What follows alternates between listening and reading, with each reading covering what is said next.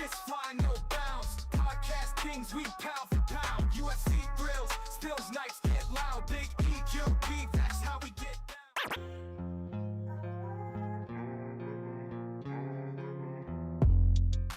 Yo, what's up, everybody? Welcome back to another episode of the GRP.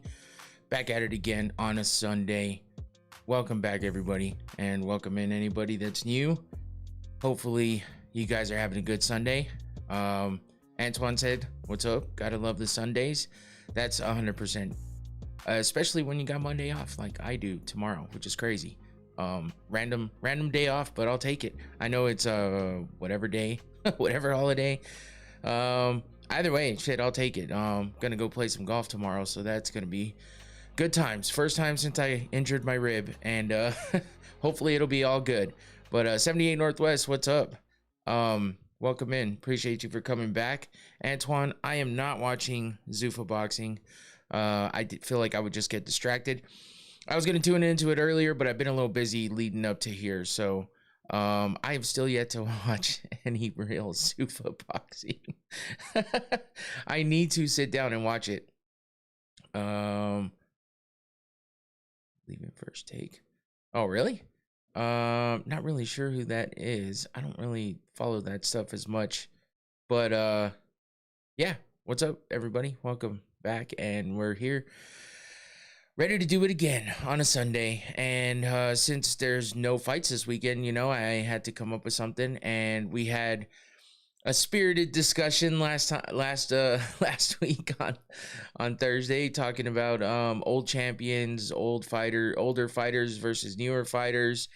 What constitutes people being considered, you know, Hall of Fame like worthy, I guess, and how good somebody's career has been depending on what they've done. So yeah, how was your week before we dive in? How's life been? Not too bad. And yes, that's the one big thing I wanted to point out right away. Let me get my mic out of the way.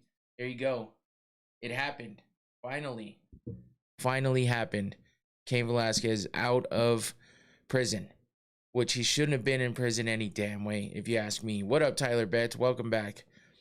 But yes, I did a show talking about Cain when everything was going down. I did a couple shows talking about Cain, just because he is an Arizona guy as well. And yo, Tyler, you're back. Tyler Fish is back. Yeah, man, we missed you on the last show. I didn't see you in there at all. Or I think the show before that even. I don't remember. But you definitely weren't here last time. So welcome back. Appreciate you for coming back. Yeah, out on bail, fresh out of jail, California treatment. Yeah, man. I'm just happy he's out, man. I was watching those videos of him, you know, just reconnecting with his family. You know, they had a mariachi there, you know, just at your grandma's birthday. Oh, right on. That's cool.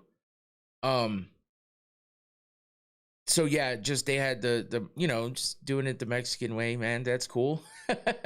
And yeah, that's awesome. It was just like super emotional, and like watching him, you know, just because you gotta, man, just the craziness that has gone on with his entire case, going in and out of jail, and you know, he was there for a while, got out, and then had to go back, all that kind of stuff.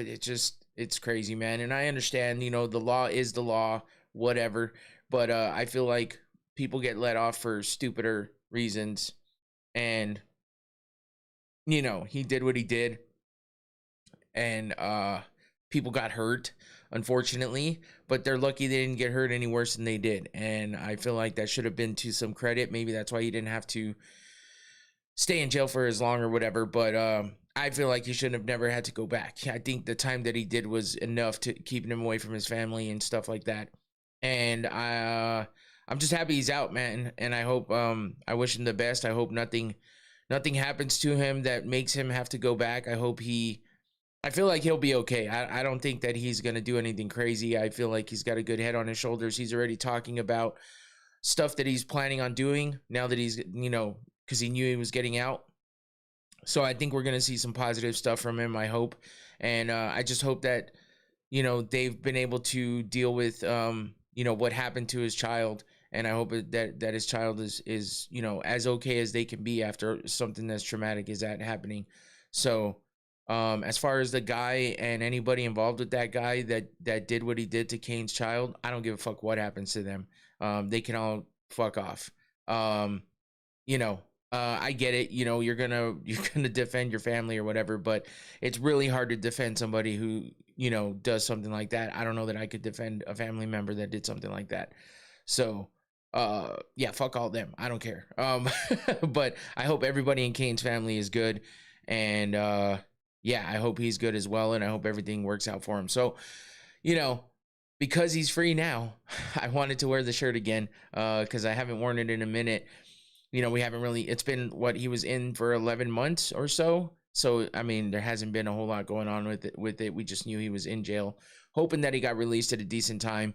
And, I mean, I guess this is better than him having been in there for years upon years. So, yeah, bro, that was wild, man. Were you watching To Catch a Predator back in? Yeah. I mean, that was kind of one of those shows that you kind of couldn't avoid it. That's one of those shows that was on. It would catch your attention. And, it's a show that it's a show that like some people felt uncomfortable watching or thought it was weird or thought it was gimmicky or thought it was something that maybe shouldn't be brought to light the way that it was being brought to light. But I think, like Antoine said, I mean, if he even helped one kid from getting stuck in a trap of somebody trying to lure them in for nefarious reasons, I say it's a win. So yeah, I definitely watched that show, and hopefully it did help a lot of people. What up, Infinity? GRP giving the folks what they want. Congrats to Infinity. He reached a nice milestone on his YouTube channel last night, I think he said. So yeah, congrats, Infinity. 1K subs. That's awesome. Make sure you like this video and subscribe if you haven't, to help me try to get there someday soon too. But he had a good growth spurt, so that's awesome, and I appreciate being a part of it. And I'm glad that he got to see that growth. That's awesome. So congrats to you, Infinity, and we'll be on the lookout for whatever you have coming up in the near future. Hopefully, he's releasing shorts and stuff like that as we speak. Right before I came on, I saw one pop up, I think, which I'm not sure if it was new or not, because sometimes it doesn't alert you right away. But yeah, he's putting stuff out there, so go check it out. It took all of y'all help take it. Oh yeah, for sure. Right on. Yeah, man. So Kane is out, and I'm happy about that. So that's cool. So speaking of Kane, though, I mean, he's one of the guys that we're going to be talking about today, because I wanted to continue kind of on the path of where we were going with the show last week, considering there was no fights. We'll be back to our regular scheduled preview and recap shows starting Thursday with the preview of UFC in Houston. That'll be Sean Strickland versus Fluffy Hernandez. That feels like a sneaky good card. I like that main event, and I like a lot of fights on that card, so I'm excited for that one. So Thursday, we'll be back to the normal schedule of previewing the upcoming events and just back to the grind. So that'll be cool, and I'm looking forward to that. But until then, we are going to discuss some old school fighters, some new age fighters, and the champs of today, the champs of a couple years ago, the champs of 10, 15 years ago. And I just want to talk over some of the stuff, looking at what these champions in the past were doing as opposed to what the champions of today are doing, because I feel like it's a big difference. I think there's old and new, of course, that's what I'm saying. I think there's pros and cons to what each side has done, and I want to talk about all of that, as well as discuss what the bad sides are and what could be fixed, or what the good sides are, and whether that can be expanded on, as well as what the good and bad were from the old side that I wish was still here. And then what's happening with the new side that could have been good for yesterday's champions had it been that way for them. So just a lot of stuff that I want to go through and look over. And we fly off topic sometimes, or we just go on a rant with interaction from the chat, and I appreciate it. And listen, if I feel like it's not doing something for the show, then I definitely won't read it. But sometimes I just skip things because I want to keep things going. So just don't take offense to any of that. And you know, I try to keep myself in line. I know sometimes I feel like I'm arguing the same thing over and over again. Maybe not arguing, but you know, we're going back and forth about the same thing over and over again. So sometimes I want to find a stop to it. So if it seems like I'm irritated, I might be, but it might just be more because I want to move forward because we've already proven our point. But it is what it is. You know what? It's the internet. We don't all know each other face to face, but I feel like we're pretty good in here. So I appreciate all you guys that are in here and interact all the time. So I just want to make sure that, you know, we're keeping it cool. We know what's going on.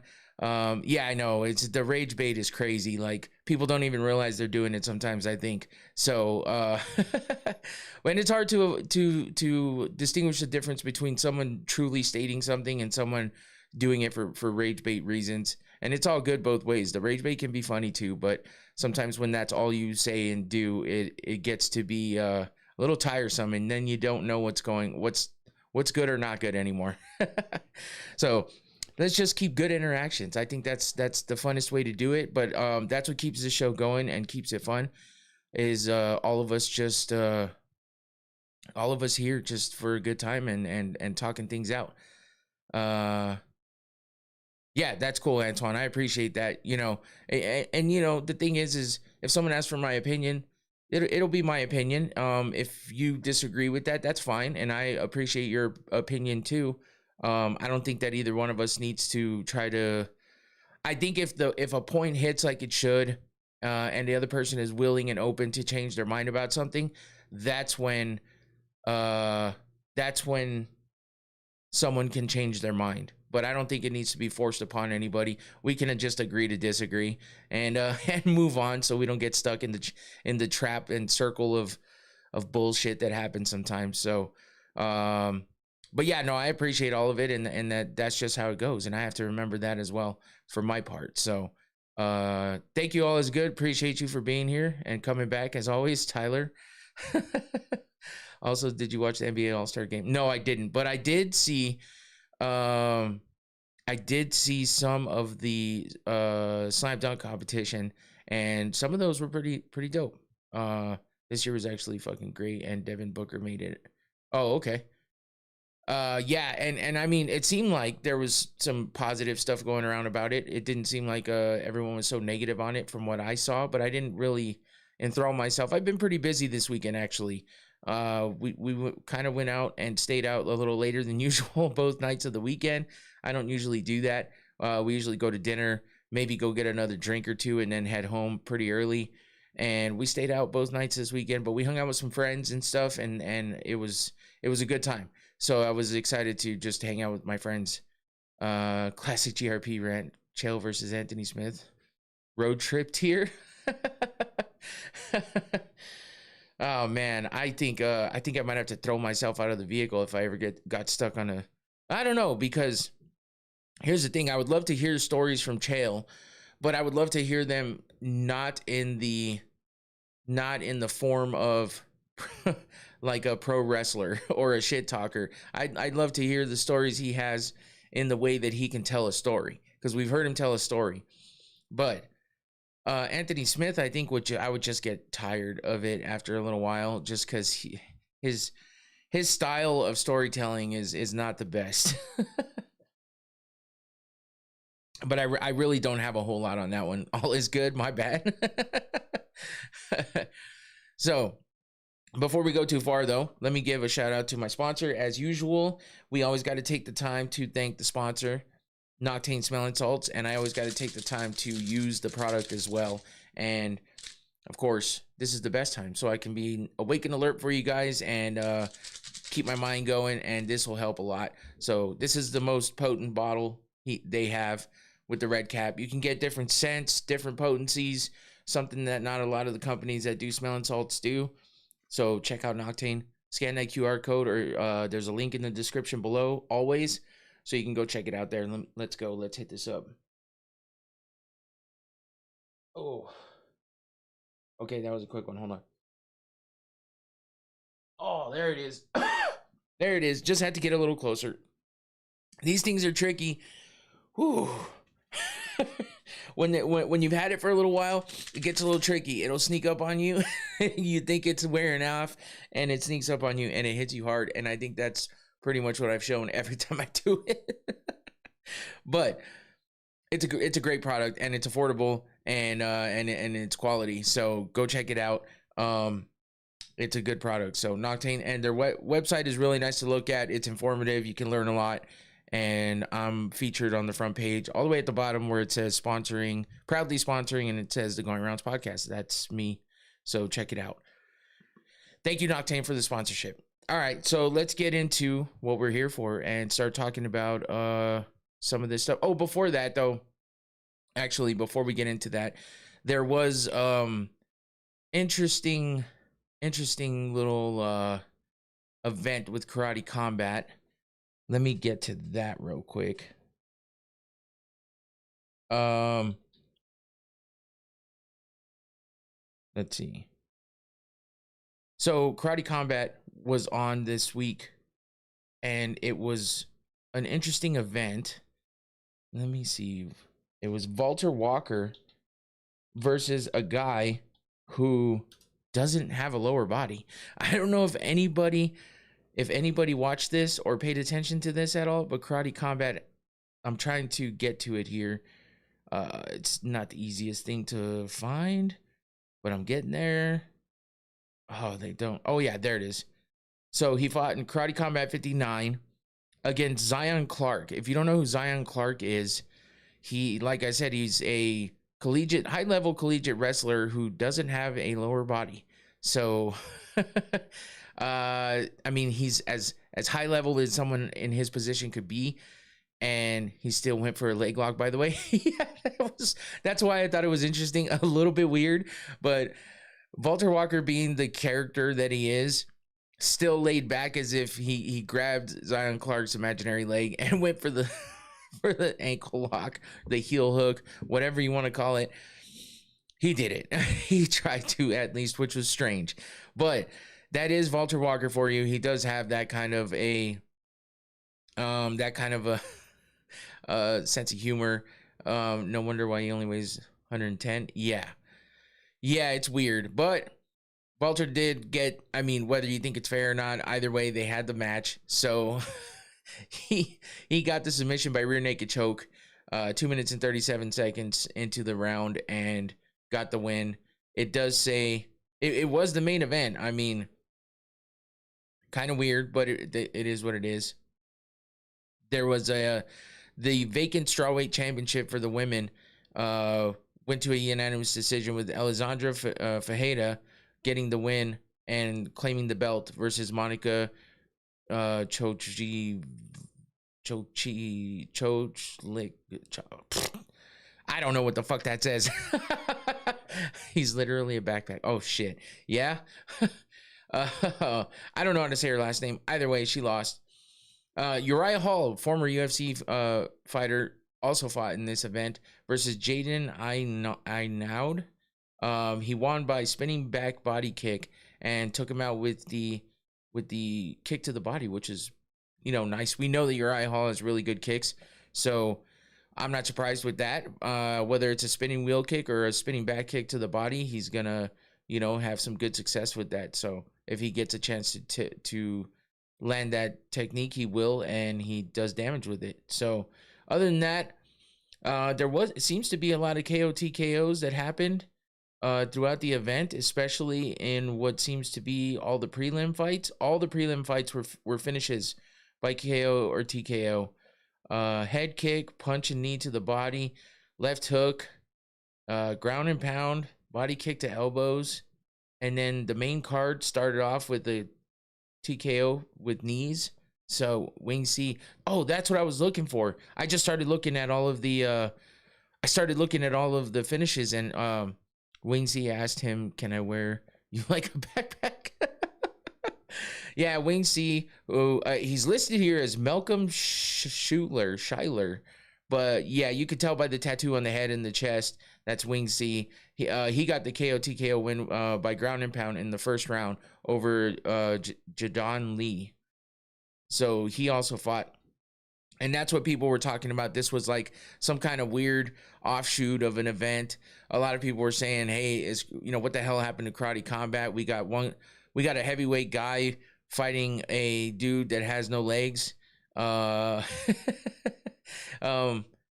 a grappling match, we got, this like character from like an anime fighting. Just crazy, man. It was a weird event.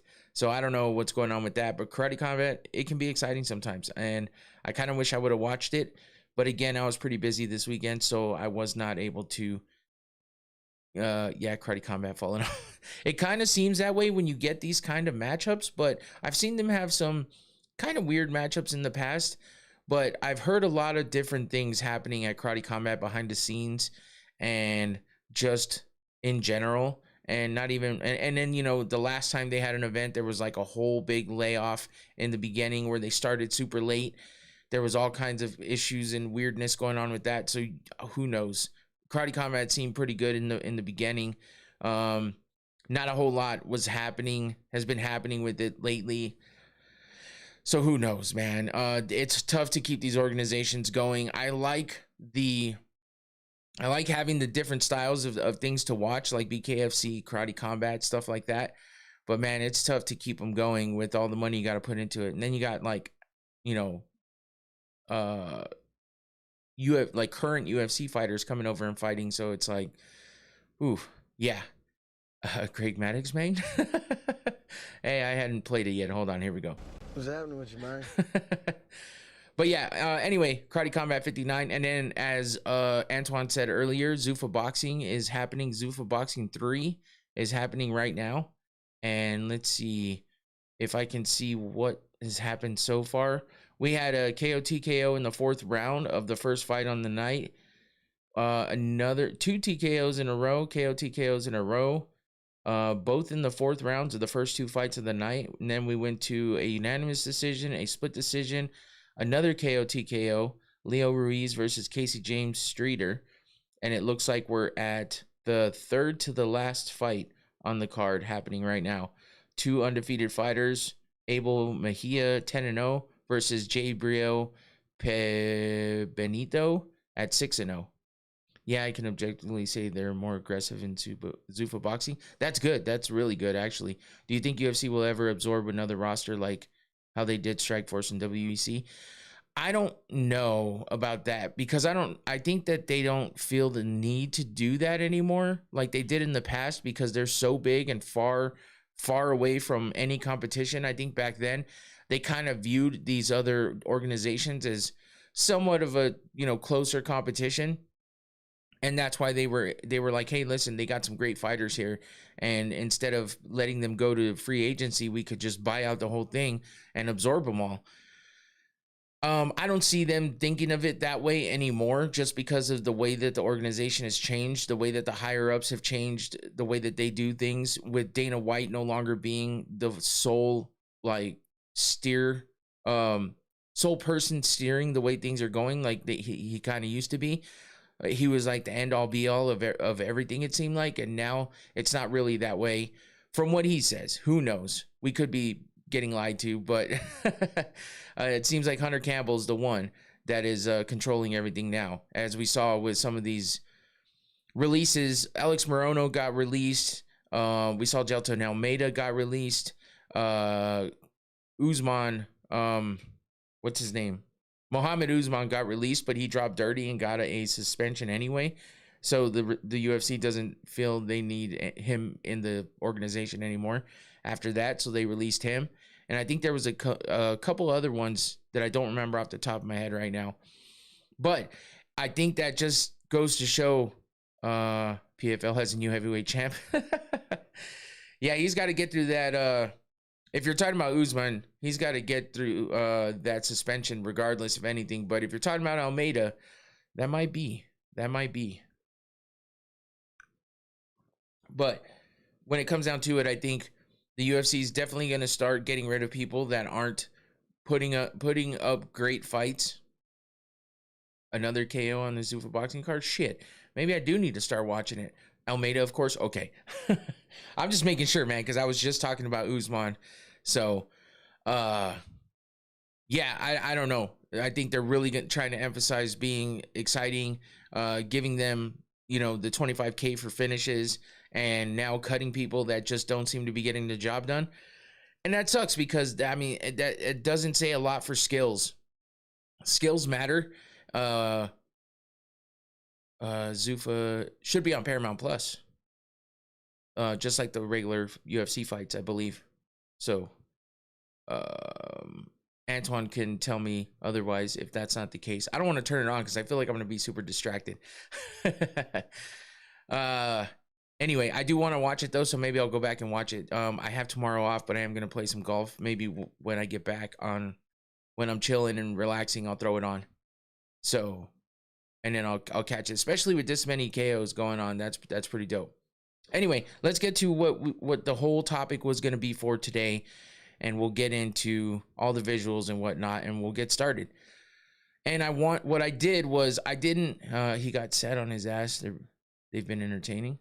Oh, nice. All right. So what I did here was I was able to find. Because listen, I mean, I could have done all the research myself, but why am I going to go back and how am I going to do it any differently when it's facts, right? So I actually did find somewhere that I believe it was on ESPN. It wasn't completely updated 100%, so there might be a few things that are a little bit off there, but I didn't find anything more updated than what this one was. And if I missed it, I missed it, whatever. This works for what I'm doing because I'm just looking at it in the overall perspective, but basically they had a list of all of the former champions starting from when they started pretty much recording everything. So I can't hear, but later in the week, I want to check it out. Are you talking about the boxing? But anyway, yeah, so this is what I'm going to do is just show, and we're going to start from like the lower weights, I think is how I started this. Yeah, so we start with the flyweight division. And as we know, the flyweight division, there's not a whole lot to the flyweight division because it didn't start until later on. As you can see, Demetrious Johnson won the title in 2012 and had 11 title defenses. He was the craziest, most outstanding, just longest career champion. And, you know, he defended so many fucking times. It's insane. Outcomes, split decision over Joseph Benavidez. Okay, so yeah, it shows the outcome of what happened when he won the title. And that was at UFC 152, earned inaugural title by winning finale of 4-man tournament. Okay. So that's kind of how they do give you a little bit of notes here, so that's cool. We all know that man destroys Ngannou. But yeah, Demetrious Johnson, while a lot of people don't give Demetrious his flowers like they should, because he wasn't the most exciting guy in the world for all of his fights, he was at the end doing some of the craziest things that you've ever seen someone do in the cage at all.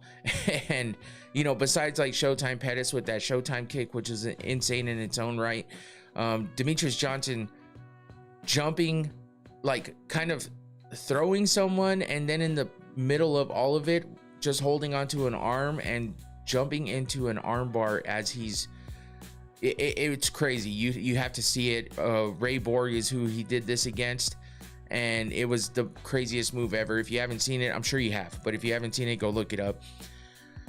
But yeah, he had 11 title defenses, and you're not going to see anybody that has anything too close to that, because Demetrious Johnson was the GOAT for title defenses for sure. As you can see, the very next title holder was Henry Cejudo in 2018. He only had one title defense. He got the split decision over Demetrious Johnson at UFC 227, and that was when he won the title in 2018. And then we moved to Deiveson Figueiredo, who won the title in 2020, submission over Joseph Benavidez. And that is and he defended twice. So 2 title defenses. It seemed like Deiveson Figueiredo was a champion for so much longer because of the fact that, you know, he he was just around for so long with all those wars against Brandon Moreno, and it felt like they had so many fights. I thought Henry's win over TJ was great. Yeah, I think so too. So then we had, let's see, moving. Oh, what am I doing? I was about to go start doing it manually again, like I did last week. We don't need that. Anyway, flyweight. Then we have Brandon Moreno, who took over and, you know, went back and forth. Thanks, all is good. Appreciate that.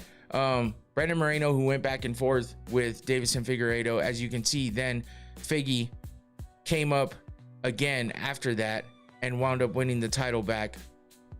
So as you can see, we had kind of some wars. We had some rivalries going on in this division, and they kind of took up a few years there. As you saw, 2020 Figgy got the title, and then you jump over to 21 where Moreno had it, 22 Figgy had it again, 23 Moreno had it. And you know, that's kind of how, after Demetrius Johnson left, you know, that's something that happened. Was he, you know, the championship just kind of changed hands a ton. Now then we get to Alexandre Pantoja, who got the win over Brandon Moreno by split decision as well, and won or defended 4 times. So I feel like if you're defending once, to me, I feel like you have to defend once to be like, you're a true champion if you won the belt. But you could easily be like Joshua Van at the moment, who won the belt via injury, and there was not really much of a fight because it was so quick. Now that's not his fault, but the thing is when you know, look at Leon Edwards, who was losing horribly through the entire 5 rounds, and in the last minute or two, he gets that head kick KO over Kamaru Usman. Now everyone wants to call it a fluke. Everyone wants to talk about how he was losing that entire fight and he just got lucky, but he comes back and he beats Usman again. Now, is that a mental flop on Usman's part after getting head kick KO'd like that, never having had that happen to him before? Losing his belt that way, getting knocked out like he did was crazy, out cold. Just such a traumatic event. Is that what helped, you know, get him to lose again? I don't know. But the thing is Leon came back and proved that he was a champion because he defended against the same fighter who was beating him for 5 rounds before he got that quote unquote lucky head kick. Or was it lucky? I don't know. He did it though, and he came back and he won. I think fighters who win the belt fairly should have the belt. I understand them not defending, but there's so many legends who never won a title. No, and that's 100%, and that's not even, I'm just saying, I feel, that's my opinion is, okay, because people want to call it a fluke and all that shit, you can say whatever you want, because these athletes train these moves all the time. Yeah, and I agree. I don't like saying anything's a fluke, but you know, when you kind of see a fight go a certain way and then you get this crazy outcome, it's either, oh, you get the heroic side of someone saying, hey, listen, that guy fought through all that adversity. He found something inside him to overcome it, and he found an opening, took advantage, and got the win. That's great. It's not a fluke because he still trains that every day. Can't get a better championship KO than Leon's. Yeah, it was a great one. Yeah, I mean, listen, you don't have to convince me. I mean, I understand the fluke thing, and it's one of those.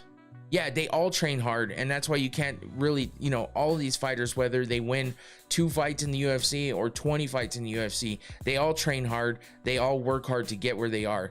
There is a certain level of respect you have to have for these athletes because not just everybody can do what they're doing. While it may seem that way at sometimes, it's not. So it's a tough thing, but you know, people talk, people scrutinize, and people take advantage of their time behind a screen, behind a keyboard.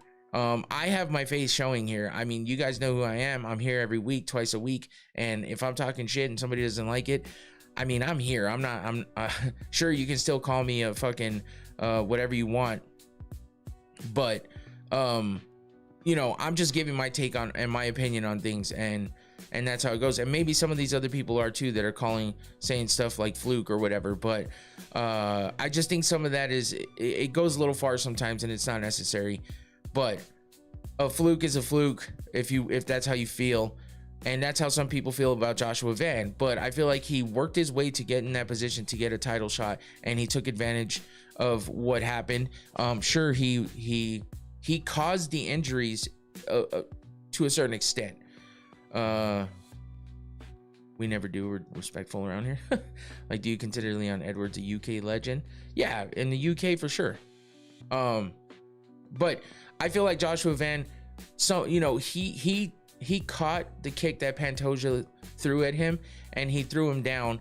And because Pantoja landed incorrectly is why he got injured. It's not like Pantoja tripped and fell over his own feet, like some say Vinicius Oliveira would do, and hurt himself that way.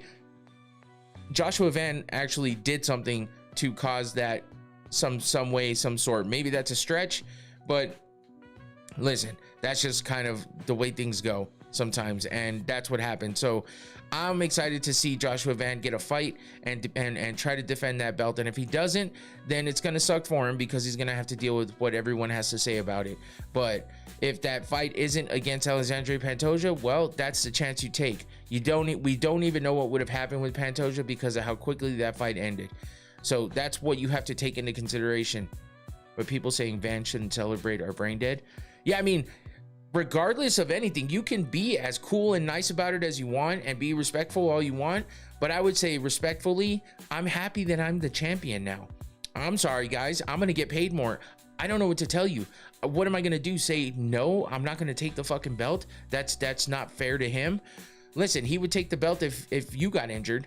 I guarantee it. So just because the belt was his already anyway, what's he gonna do? Vacate it and say, oh, just to be fair and respectful, let's vacate? I don't think the UFC would like that very much, and I don't know that the UFC would take too kindly to Joshua Van saying he didn't want the belt. Look at what Aljamain Sterling did when he got head kicked or got kneed in the head by Petr Yan, and everybody's booing him, and he's like all out of it.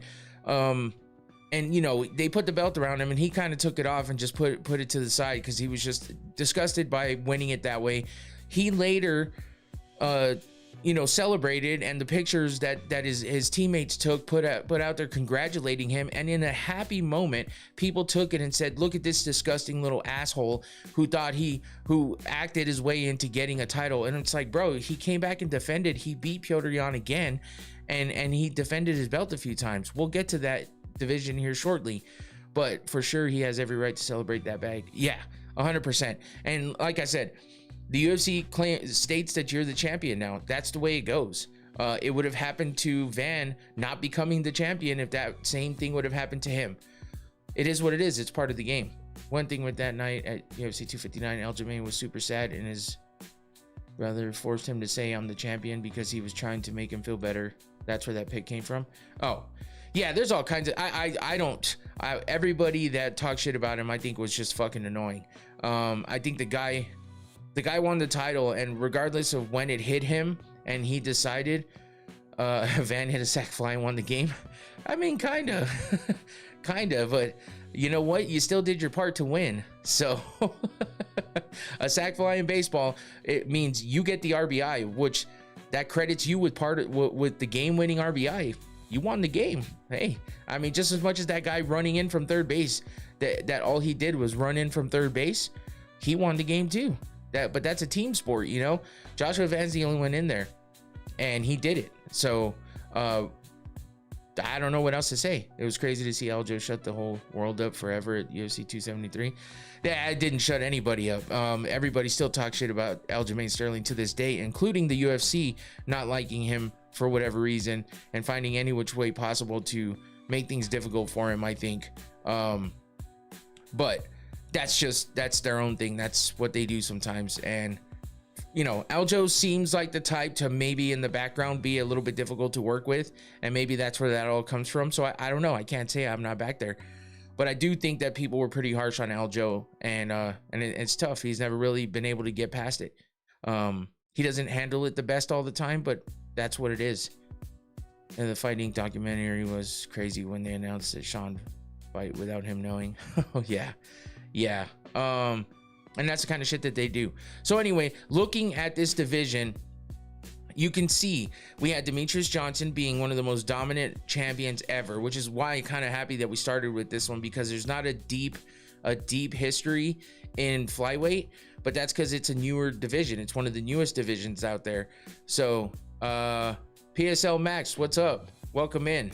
I don't think I've seen you in here before, so appreciate you for jumping in. Thanks for interacting. And yeah, we're just talking about old champs versus new champs and everything that comes with it, title defenses, title reigns, and what it means to be a great champion. So as you can see in this visual, things look a little different because I did have to actually create the proper order, because they had Alexandre Pantoja, RIPSL, appreciate you. But they had Pantoja. It was behind. They had it before he lost the belt. So I went ahead and made the proper, insertion there to show the current champion. And I had to do that with a couple of these, because like I said, this was the most up-to-date one I could find, but it worked. So let's move on to the bantamweight division.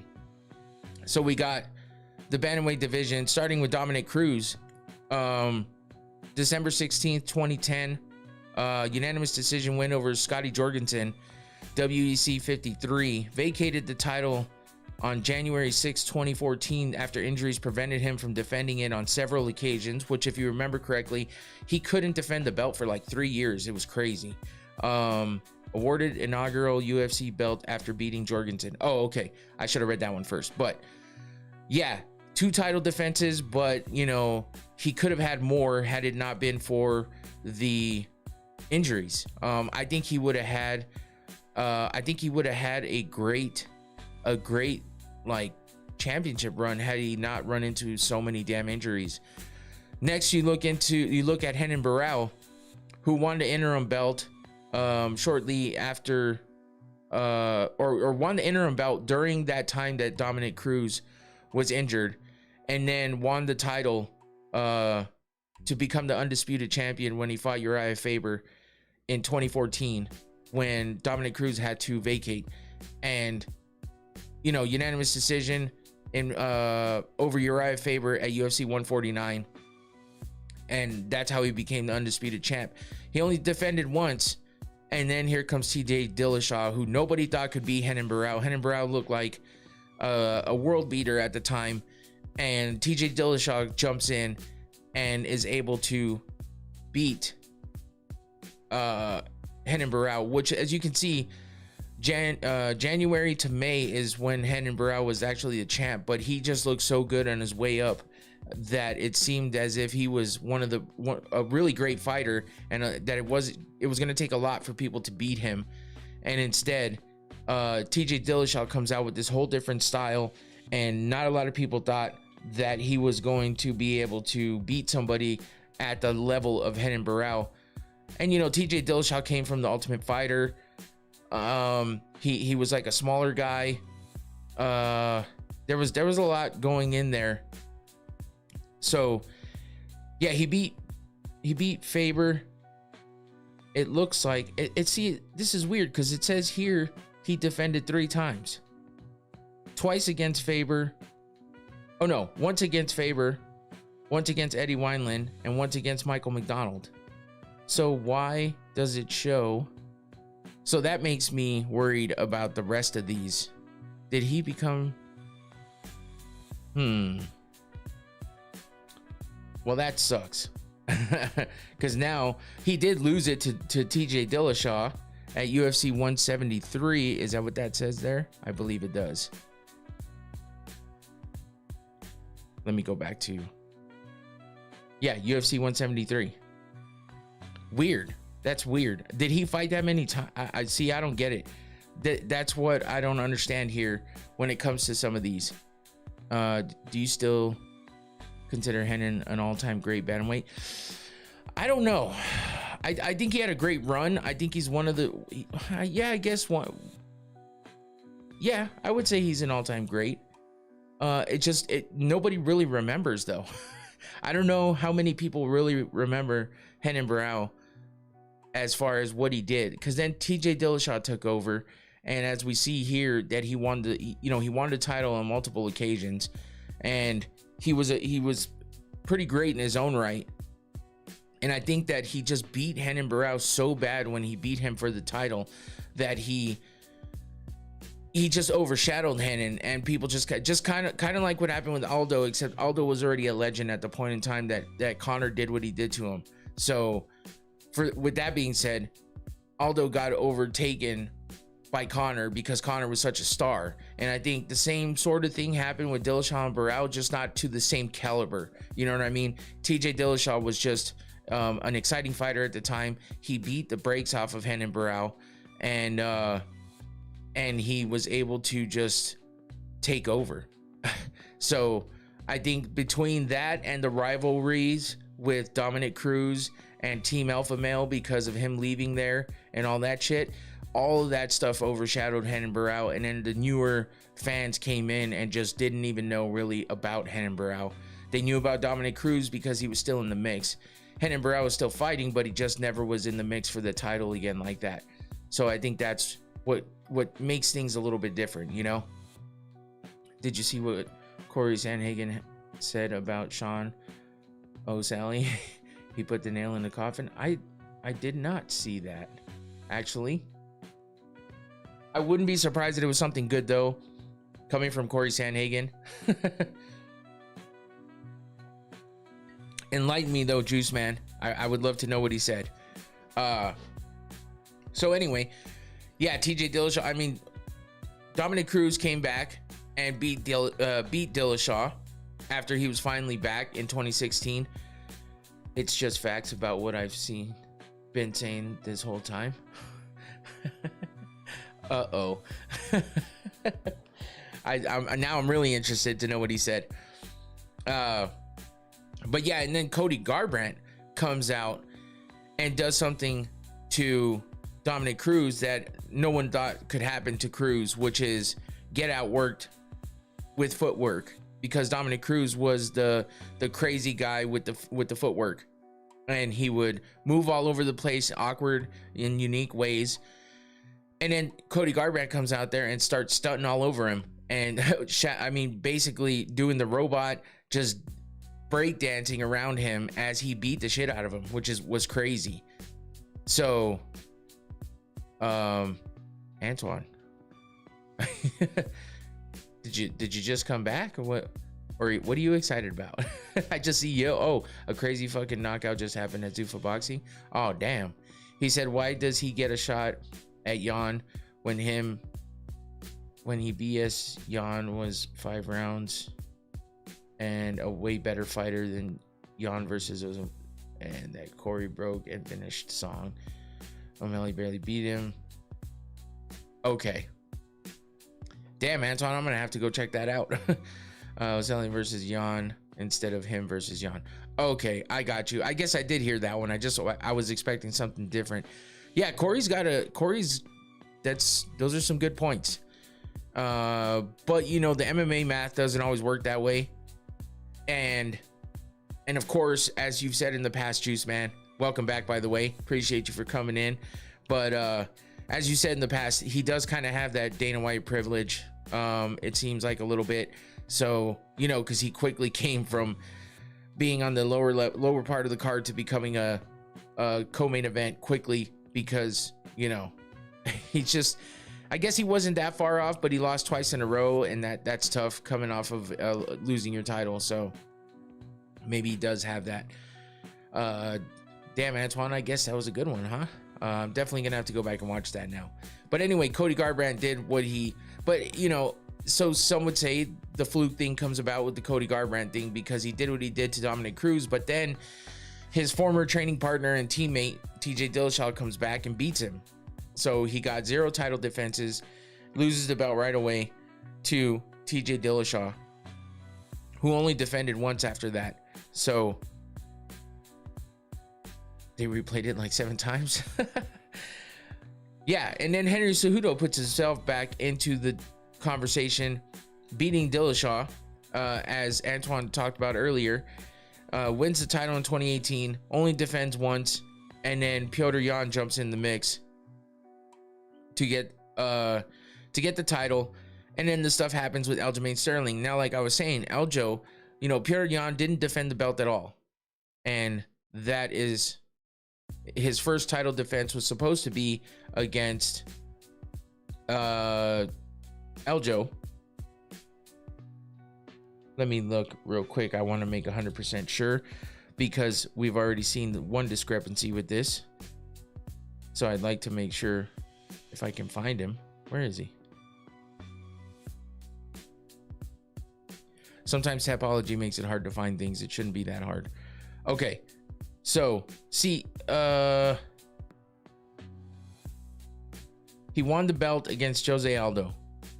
Yeah, and then he came back and it was the fight against. So, see, that's what I don't understand. Okay, so Jose Aldo, why isn't he on this list? Because it says he beat Aldo for the belt, which doesn't make sense. Let me look at Aldo.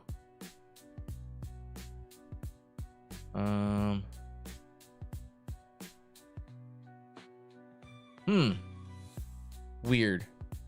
Was it an interim? I don't know. See, this is why I should have done even more research than I did, because I figured ESPN would have all this right. Maybe not. Maybe I'm missing something. I don't know. It's history. It's all there. It's tough sometimes. So when it comes down to it, Yan had the belt and then lost it to Aljo right away, because Aljo got the illegal knee from Yan. And so Aljo comes back, beats Corey Sandhagen.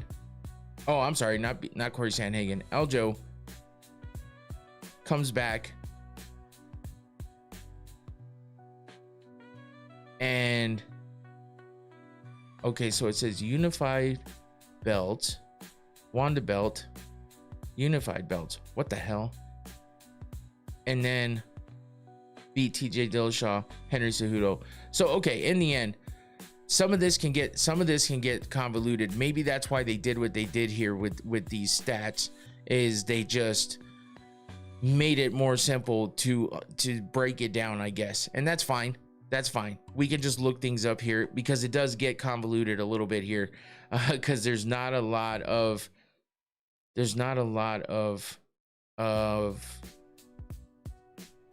context, and I can't remember all of it, but it is what it is. We know what happened between Yan and Sterling, but Sterling came back, defended the title 3 times, okay, against Dillashaw, against Yan, against Cejudo, and then he lost to Sean O'Malley, who is the next on the list. Sorry, I got stuck there. And then Sean had how many title defenses? Because it says 1. Yeah, just 1. He beat Aljamain Sterling, and then he beat Marlon Vera, which was good, because remember, Marlon Vera was the only fight that O'Malley had lost, and it was because of the injury stuff with his leg that Chito Vera caused, and O'Malley just kept saying for the longest time that he didn't lose that fight. Which, that's how it goes with Sean. He plays that game. But he defended once against Chito, which was something good for his career. He was able to get that win back, or get that loss back. Then he met Merab, and unfortunately for him, was not able to defeat Merab after trying twice. So then we had Merab in there for 3 title fights, all in the same year, all in 2024. And then, oops, and that was a typo, because I wrote December 6th, 2025. No, that's right. That's right. Because Merab won the title in 2024, but then defended it the 3 times in 2025. Yeah, because he fought in September. So then he beat Umar Nurmagomedov, Sean O'Malley again, and then Corey Sandhagen, and then lost to Jan, who is now your current champ. So if you're looking at these divisions, you don't have anybody like Demetrius Johnson. I think I saw the most title defenses were 3. We can go back and look real quick at the one before this. And yeah, it looks like 3 is the most. So that's about how that goes. And those are the lower weight classes. We got one more, and that's featherweight. And that's when Conor McGregor comes in the mix. But Jose Aldo as well. Let me get back here. Aldo was one of those guys that had the title for a long time, which is why he has that legendary status, because, and I think that's why people went so crazy when Conor McGregor beat him, because Conor, you know, was the guy that didn't have as much experience, but was the flashy guy, the popular guy, everybody loved. Thanks, Antoine, appreciate that. Yeah, he was the guy, the flashy guy that came in and was able to beat people in a big way. You know, the Mystic Max stuff, the way that he talked, everything like that was big for Conor. And that's why when he beat Aldo and he said he was gonna knock him out, and he did it. Yeah, and in quick fashion too. So Aldo had 7 title defenses. He was a long reigning champion. He's one of the few from that era of long reigning champions. Was just in a random stream, and unless Useless starts deriding and brings up your name talking shit. Okay. Brings up my name. Weird. Who was that? I'd like to know.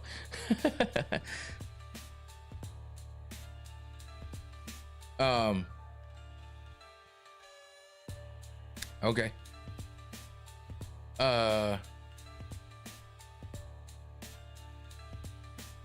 What is this? I missed this one. Okay. Well, anyway. Yeah, so it's all good. I don't give a shit. Jose Aldo had 7 title defenses, which was crazy. Look at Conor McGregor with 0 title defenses. Now, as much as he did for the sport, that's kind of what I was talking about on Thursday, was the title defenses of Conor McGregor. He got stripped of the title for inactivity in 2016. You know, he won the title. He went and did the boxing thing. It's like he won the title and he got too big for his head. His head got too big for him. His body is what I was trying to say. and he just went crazy with it. So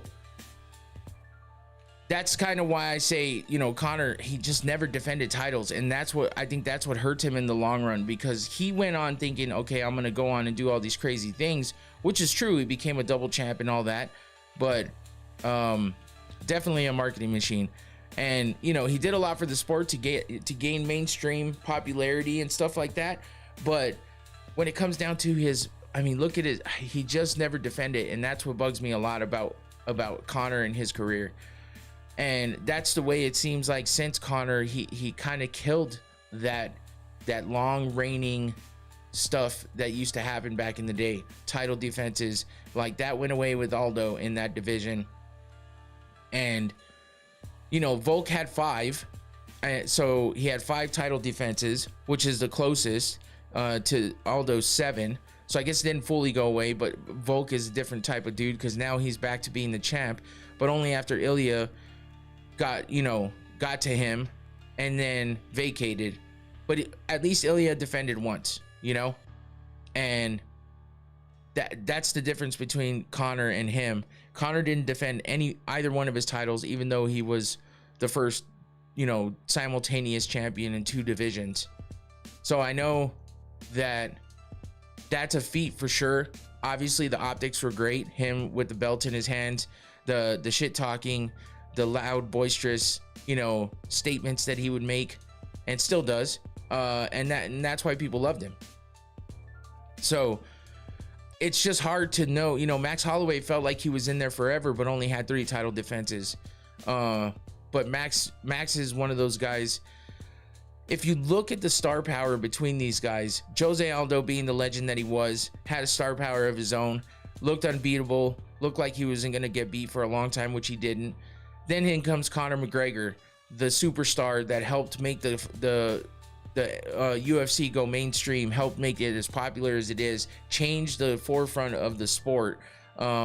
Maybe not for the better, though, when it comes to these long reigning champions. Besides the few outliers, like, say, Volkanovski. But yeah, it's just he changed the game a little bit. Max Holloway, pretty much a damn star, too. Very highly liked by a lot of people. And even though people say he's washed now, still a very popular fighter. Coming up, he's going to be fighting for the BMF title to defend the BMF title against Charles Oliveira. And I mean, he's still staying alive with that BMF title and looking good as he does it with that huge knockout against Justin Gaethje. Like, that's just something that people are going to just remember for a long time coming. There's no way around that. But Volk became a star of his own. You know, everyone said he was boring in the beginning, saying he was, you know, he didn't have a personality, saying all kinds of stuff about Volk, and then he turned into a fan favorite.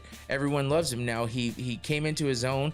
He does his little skits, he does his little things on the side, you know, the cooking with Volk stuff, playing the old man. I feel like that was a bad thing because that got him finished. I feel like he was messing around a lot, and it seemed like there was a direct outcome after that, which sucked.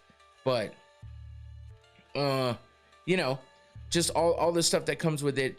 And then you got Ilia Topuria, who seems like he's the next, like, Conor McGregor type guy. This division has been, like, riddled with guys that can be superstars or have become superstars. And Ilia is one of those guys, except, you know, he wants to move up in weight so quickly, and that's what happens is you move up in weight, you vacate your title now.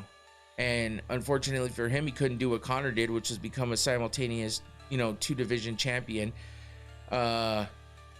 But sometimes that's what happens, and the UFC is different than it used to be, where they used to let people hold 2 belts at the same time. But Ilia seemed like he was on that path, like he was against, Conor McGregor was, except he actually defended 1 title, and it was against Max Holloway, of all people.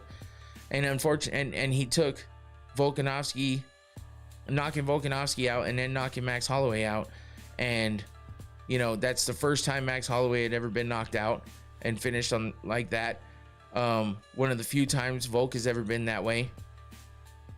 I think we know Ilia slimes every other featherweight champ. You think Alexander will retire as champion or lose to the winner of Movsar versus I would like to see him just retire as champion. I don't know that Movsar or Lerone Murphy are really ready. I think Movsar might have a better chance than Lerone Murphy, but I don't know. I don't know, man. It's a toss-up to me. I feel like Volk is just on a different level, and I don't know that if those guys will be able to live up to that. He beats either one. Okay. Yeah, and I mean, as we saw, really, Ilia is the only one that's had his number at the moment, besides Islam, but that was a different weight class. I feel like we haven't seen the best of him. I don't think so either, but I just don't know that he's at the level of Volkanovski. Otherwise, I feel like we would have seen him already up there. I know the UFC likes to hold people down sometimes, and that's what makes it difficult, but anyway, let's move on. I'm talking way a lot through these, but I forgot how many stars were in this division. Lightweight, it's kind of the same. And this is where you get a little deeper into the history of, you know, the champions. If you look at Jens Pulver in 2001, defended twice. Personally, do you count that second loss to Islam? I never did. Keep fighters' achievements. But for me, it's not fair to Alex because of the short notice. Hey, he took it, unfortunately. He took the fight. It's on his record. You can disregard it all you want, but it's in the history. There's no disregarding that. Yeah, I mean, sure, you could say you don't count it when considering you know, what's, you know, his record and stuff like that, but it's official. It's there. It's just like John Jones's, you know, fight against Hamill. Listen, it's on your record. Whether people think it was fair or not, it's there and it's ingrained in history. If they change it, then they change it, and I guess then we can say, all right, I guess that wasn't it. But he has more of a case than Volk does, because, you know, late notice, it is what it is. But it was his choice to take the fight. He made a mistake. He shouldn't have taken it, especially after getting knocked out by Ilya. So, because we saw how he performed in the first fight, and he was nowhere near that. Like, you could see the shape he was in. And again, though, that's his problem, man. Unfortunately, he took the fight, and he shouldn't have. That's why I get mad when my favorite fighters take fights on short notice, and they don't look the same, and I'm just like, man, you should not have taken this fight. So it's unfortunate, but that's the truth. Jens Pulver, 2001, won the championship in the featherweight division, defended 2 times. We had Sean the Muscle Shark Shirk, who got stuck testing positive for steroids. Only 1 defense with him, and then BJ Penn steps in, and it sucks because Gamrot literally made weight as the backup, but they just couldn't do that in Abu Dhabi. Plus, that rematch would have been amazing down the line. Yeah. Yeah, and then in walks BJ Penn, you know, with the submission over Joe Stevenson, licking the gloves full of blood. Was nuts. 3 title defenses for BJ Penn, but he was around for so long. Too long in the end, unfortunately, but, you know, he did great things in the division. Juice Man's back. And then we had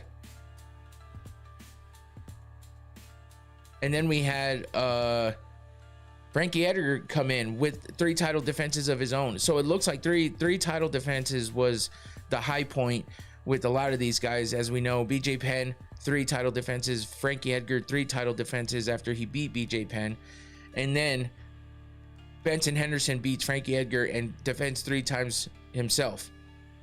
Anthony Pettis then takes over, only has one title defense, but he was on another level of stardom as well, being the first guy on the Wheaties box.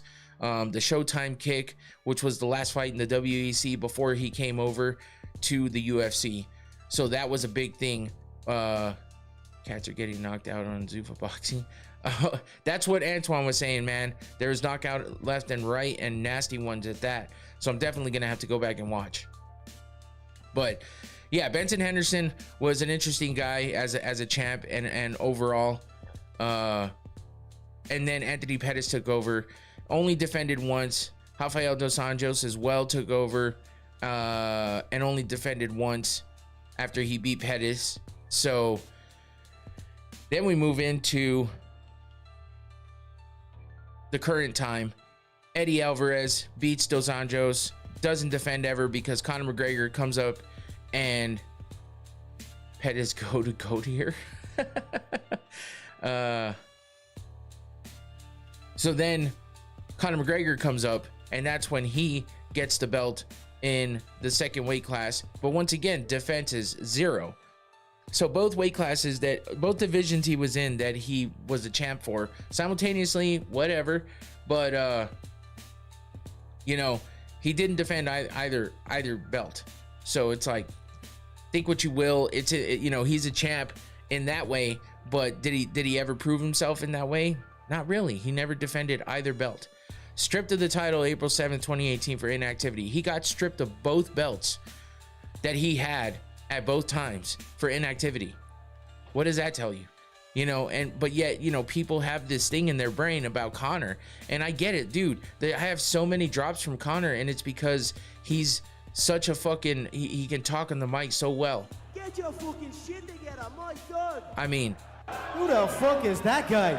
All of these, I mean, all these drops, like, there's so many things that you can talk about with Conor. And yeah, it's just when you look at his record and what he did a lot for the sport, but what he did in actually being a champ is he became a champ, and that was it. It went no further. He showed some great fights after that. The trilogy, I mean, the rivalry with Nate Diaz was epic. The rivalry with Khabib was epic, but he lost to him. And then Khabib went on to defend 3 times as well, which seems to be the thing here. Besides Islam, who got 4 title defenses. It's weird that Khabib was the champ and then Charles Oliveira becomes the champ, just to then turn around and have Islam become the champ. Imagine if Makhachev and Connors had Connors' personality. Holy shit. Yeah, that would be insane. Oof. Yeah, that would be crazy. With him having the most title defenses over anybody here, even Khabib. And that's why some people say Islam is better than Khabib. But I don't know. I've changed my stance a couple times just because it's just like, it's so hard to break it down. But I mean, Khabib retiring on top, I know his strength of schedule wasn't the best, but retiring on top, the champ, as well as being undefeated, is what holds a lot of weight.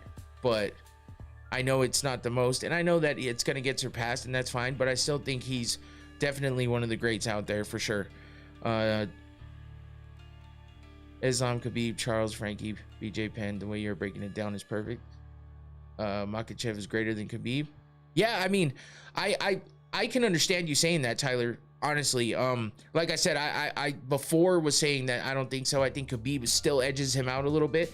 But man, I've heard a lot of great reasons as to why Islam surpassed him, and I'm okay with it. I'm okay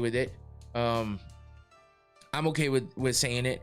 And if you just look at the numbers, the raw numbers of it all, I think that, you know, there's great reason to believe so. So I can't argue it, man. I would say, listen, we'll see what else Islam has for us, because if he continues on the path he's on, he's gonna super surpass Khabib.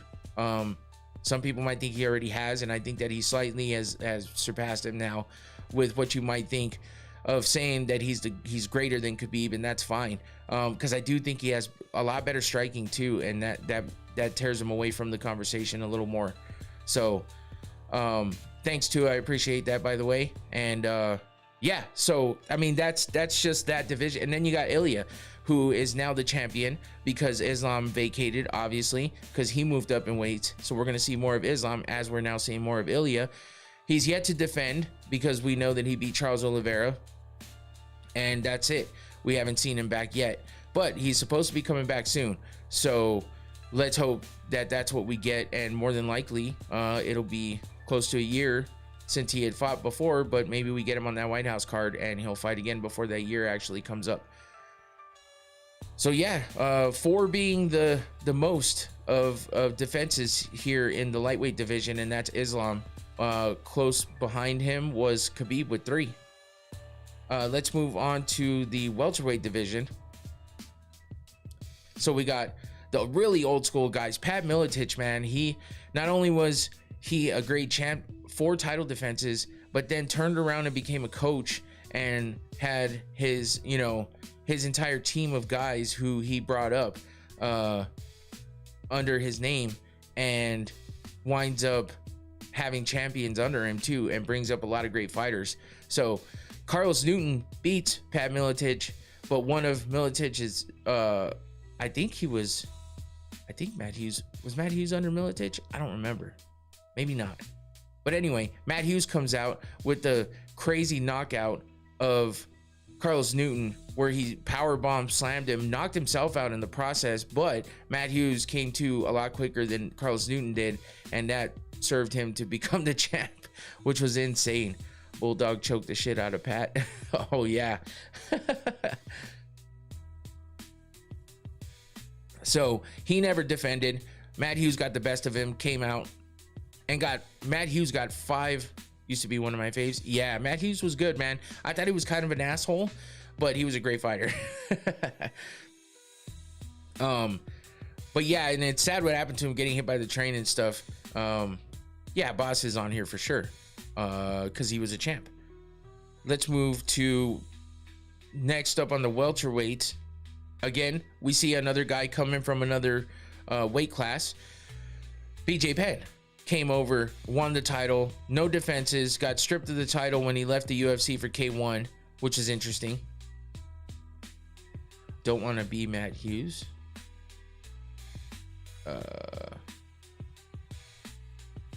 Oh yeah, he definitely loves he loves him some Christ.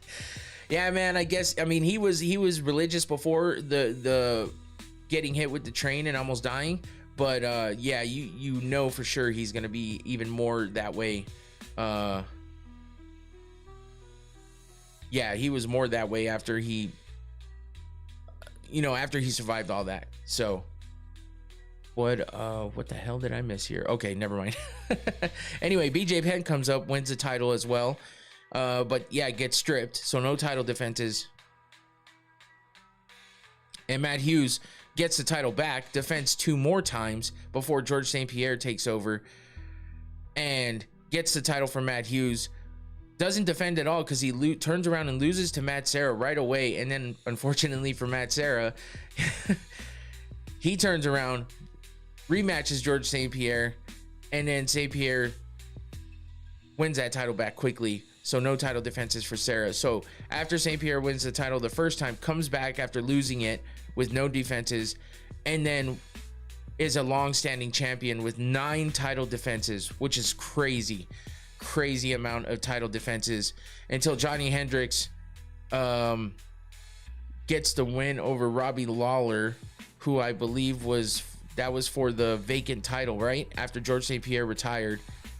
Vacated title on December 12th or December 13th, 2013. Yeah, so Hendricks and take time off from the sport. So then Hendricks and Lawler fought for the title. Johnny Hendricks won after he had just beat, or almost beat, George St. Pierre. A lot of people thought that George St. Pierre lost that fight against Hendricks. Where then shortly after St. Pierre got beat up so bad, I think that he decided he needed time off of the sport and walked away, had to vacate his title. Hendricks wins, cannot defend.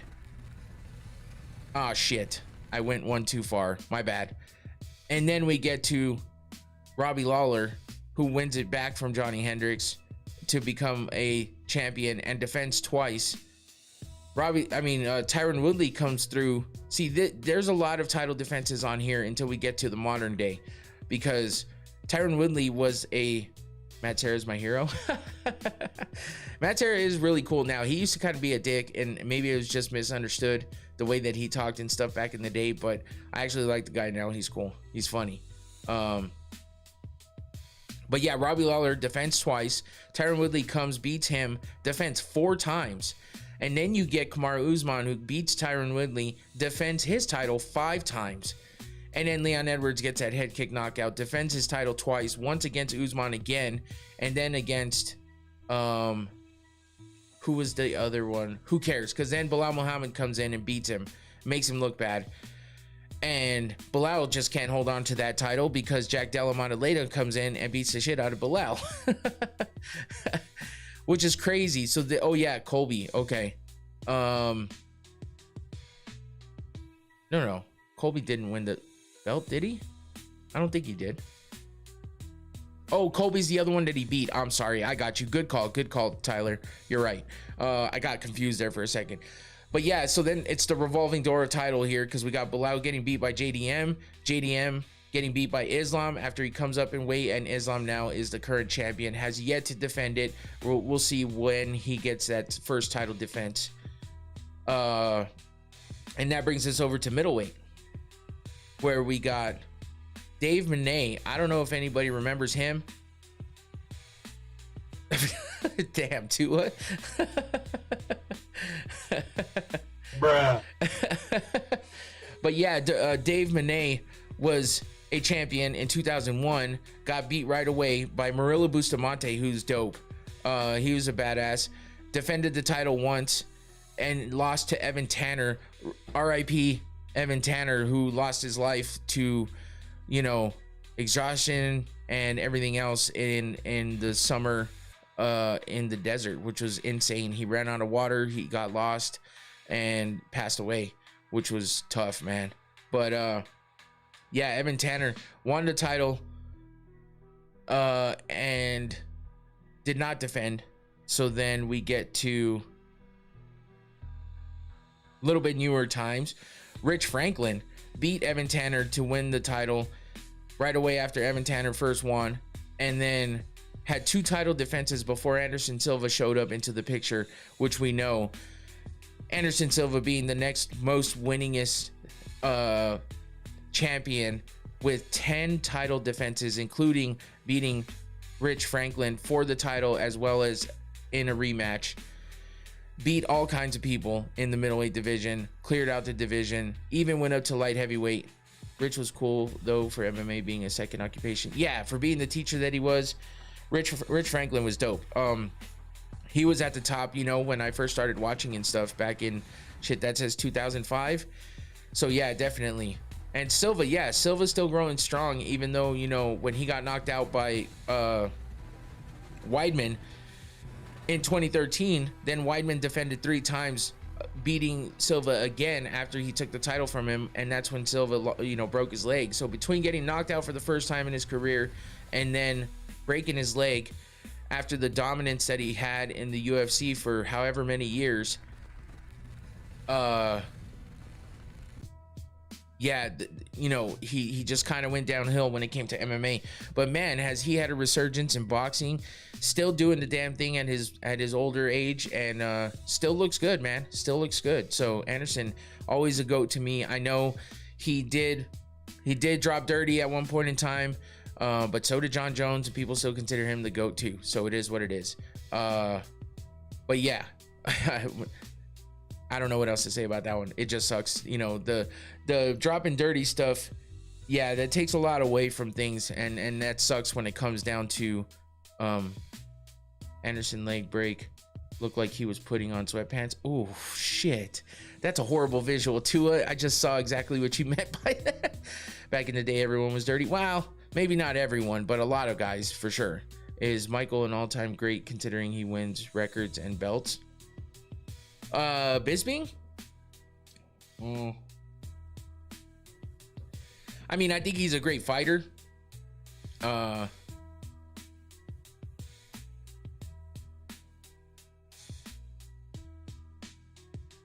So what was I gonna say? Oh, but yeah, I don't know. The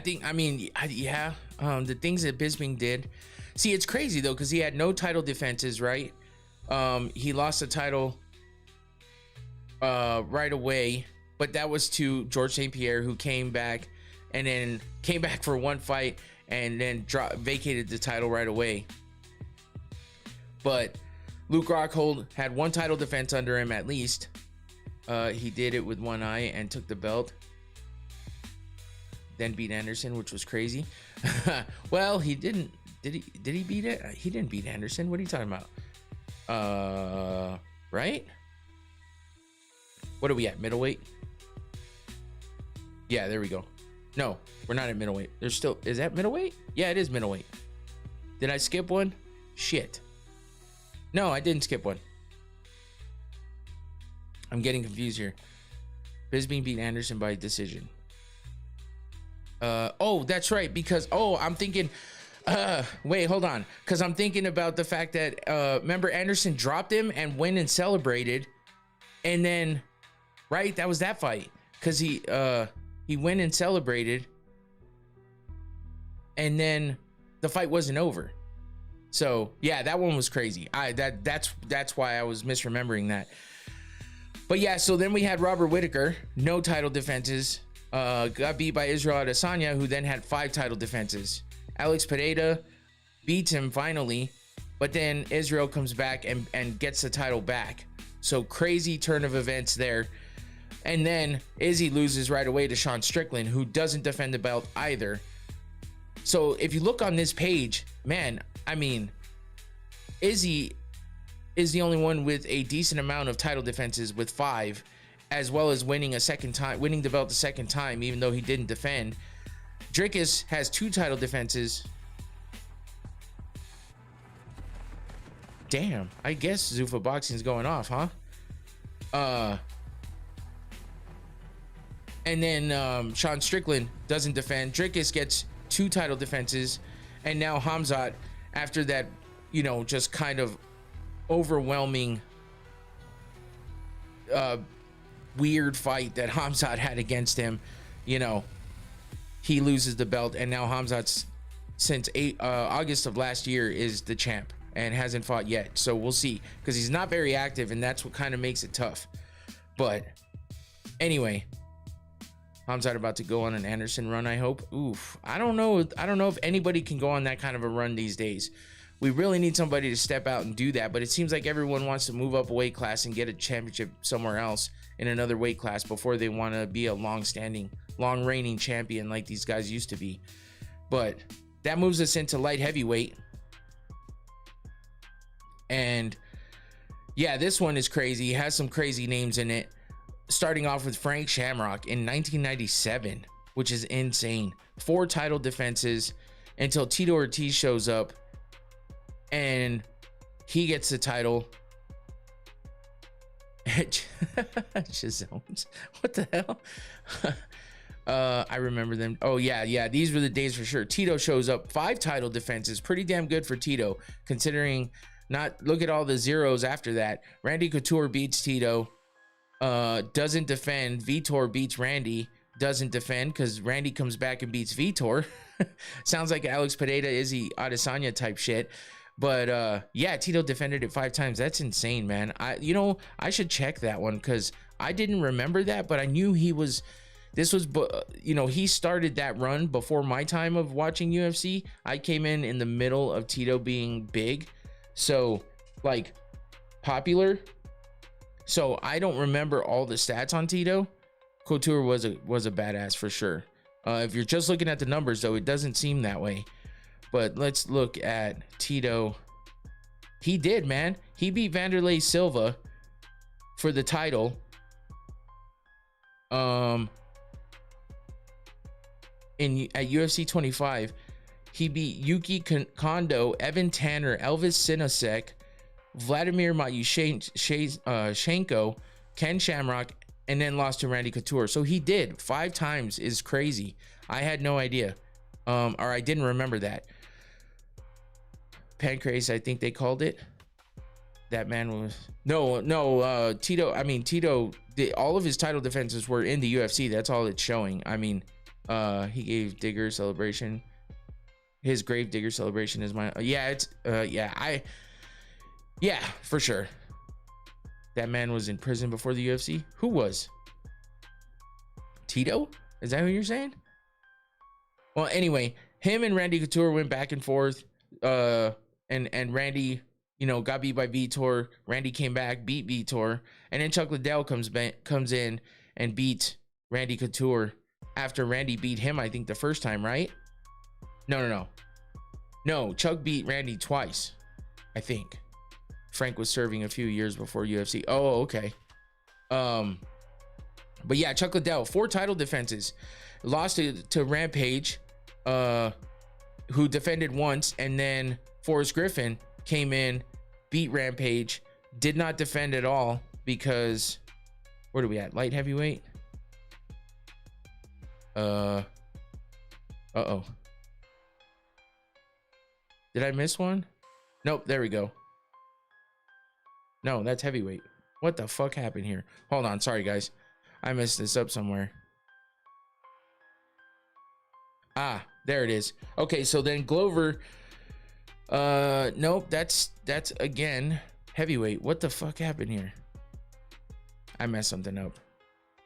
Let me get to my light heavyweight stuff here. There it is. Nope, that's the wrong one too. That's the first one. Light heavyweight. There it is.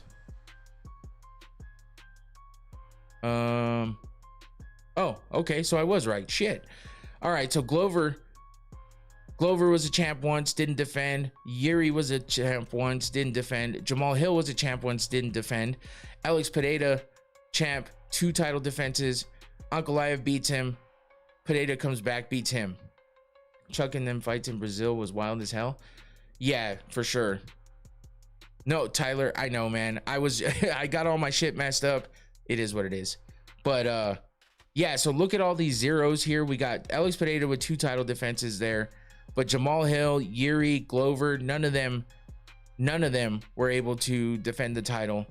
And Alex lost the title after 2 title defenses, but comes back and wins it back. So we'll see what happens next. Is he going to move up to heavyweight? I'm not sure, but that brings us to heavyweight. And that starts with Mark Coleman, who won the title in 97, 0 title defenses.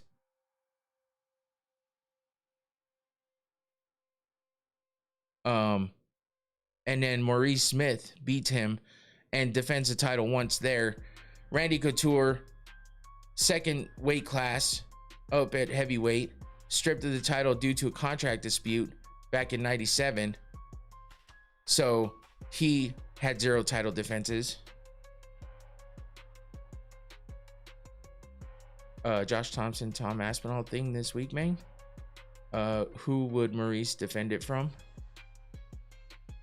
That's a good question. Hold on. Because I didn't have all that written down. I was just kind of running through, but I have been looking up.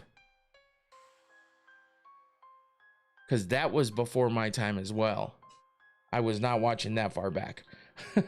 I've been watching for quite a while, but not that far back. But I can easily find it. If it'll hurry up and load. Okay, here we go. Let's see. UFC, where is it?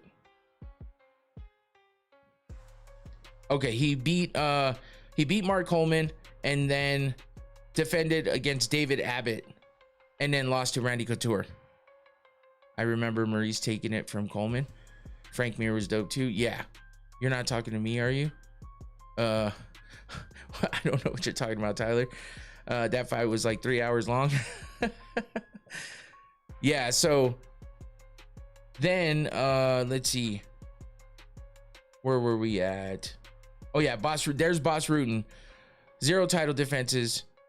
Kevin Randleman, 1 title defense. Randy Couture back in it with 2 title defenses.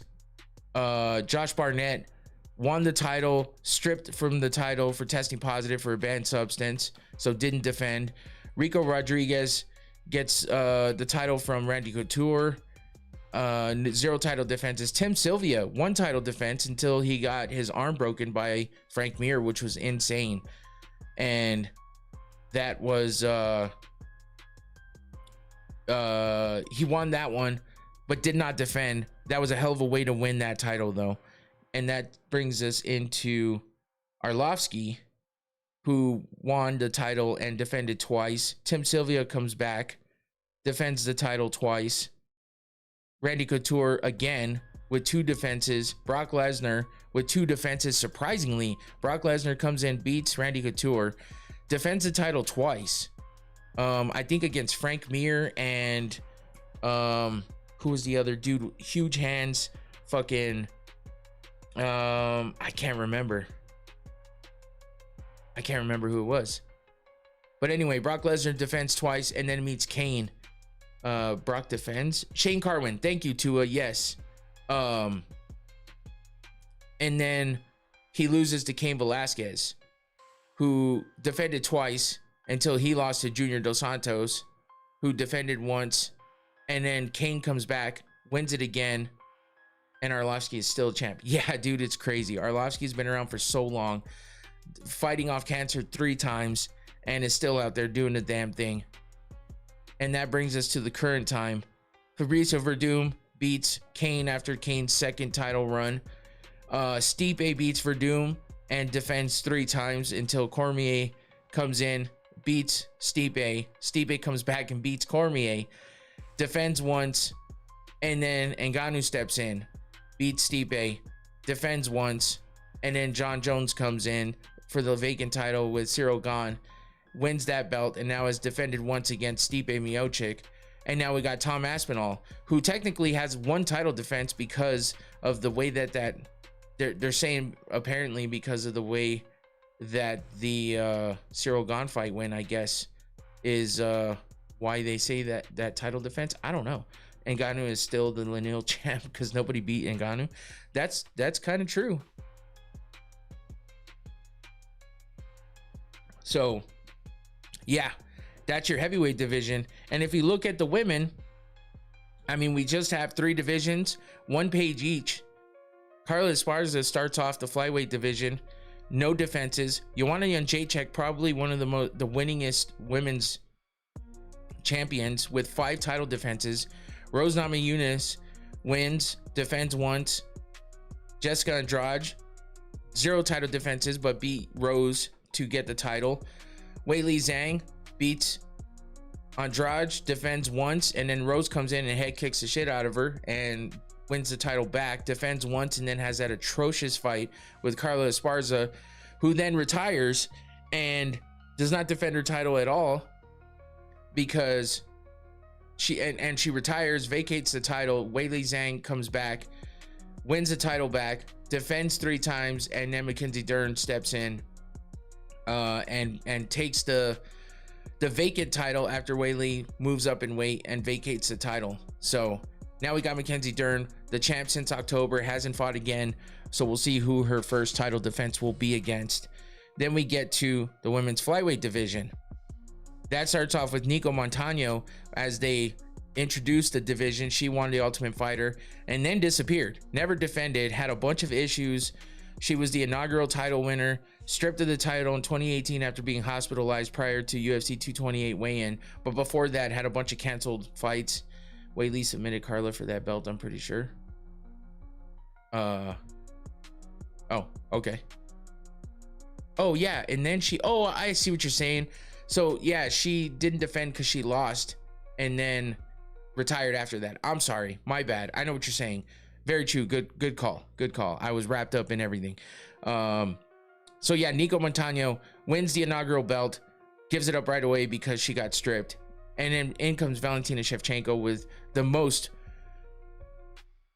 winning in this because she won she won the belt, defended 7 times, lost to Grasso, who defended the belt once, and then Valentina came back, won again, and has defended twice since then. Do you think Nico was a good fighter looking back on it? And you're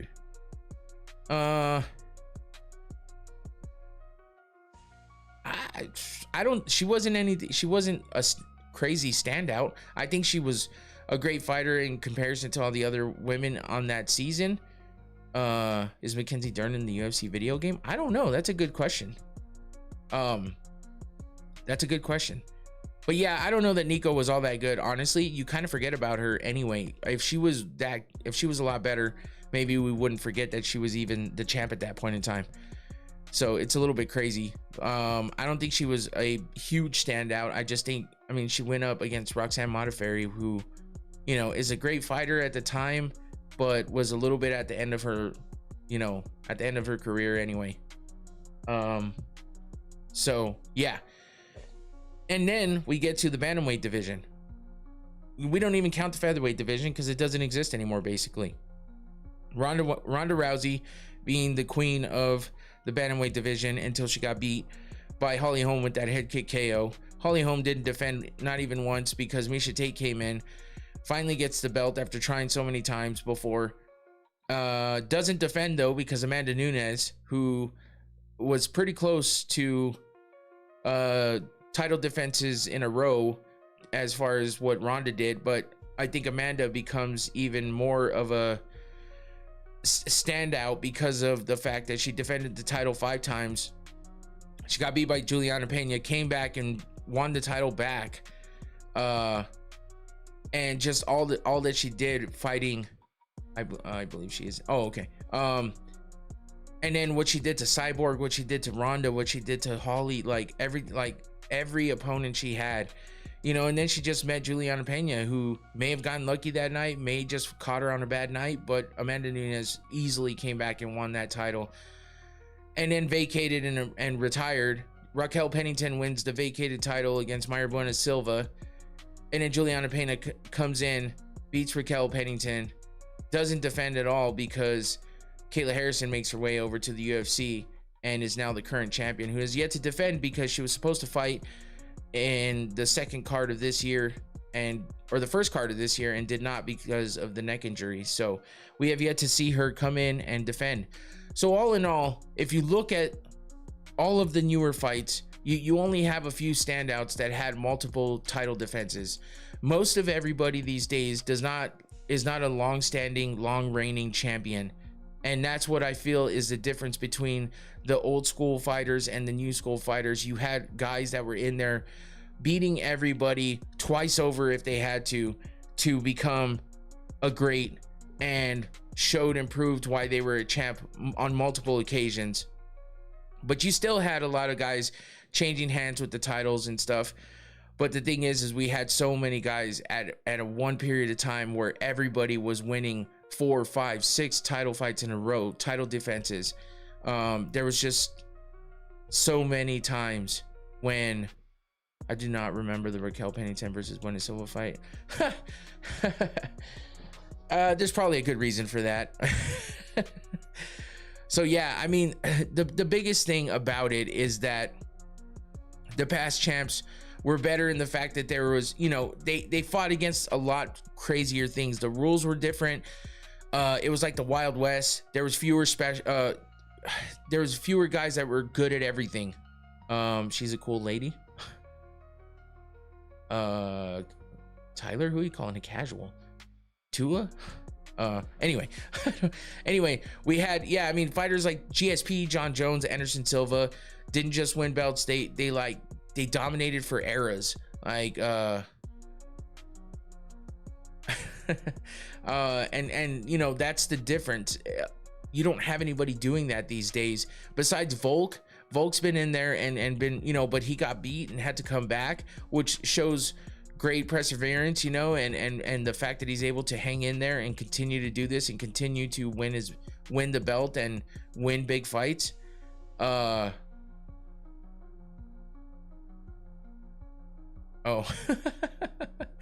So then, you know, just the older guys can do that. It's Makachev. I mean, nobody's gotten to the point that Demetrius Johnson, Anderson Silva, even John Jones has gotten to with the amount of title defenses and stuff like that. It's just, it's one of those things. So that's what, you know, causes a little bit of the debate. But also, you know, this day and age, you know, the fighters today are better at everything as far as mixing everything up, putting everything together. There's fighters now that grow up learning MMA, not just learning boxing, not just learning kickboxing, not just learning Muay Thai, not just learning jiu-jitsu, and then having to mix it in with other fighting styles. Now you got the person who's not a master at one thing, but you know, trying to be a master at everything altogether. And mixing it together, which is a detriment in some cases, because you get the guys that are great wrestlers and then you get the guy who's a great MMA fighter, and he may not be able to defend someone who is pure wrestling based, and because they only know how to defend for MMA wrestling to a certain extent. It's like every other sport, like basketball, there's no winning 11 rings like Bill Russell anymore. I mean, yeah, it's true. And it's weird that it happens. It's weird that it happens that way in all the sports. It's just like, what has changed? Did they change the rules of the game enough to make it that difficult? Or is it just the way that people are coming up and training in different ways? You know, before the talent pool wasn't as global as it is now. We got like Dagestanis, Brazilians, Africans, Europeans, Irish people. You got so many people from everywhere that now practice this sport as a mainstream thing. Men should not be wearing braids. Ellen Iverson ain't playing basketball no more.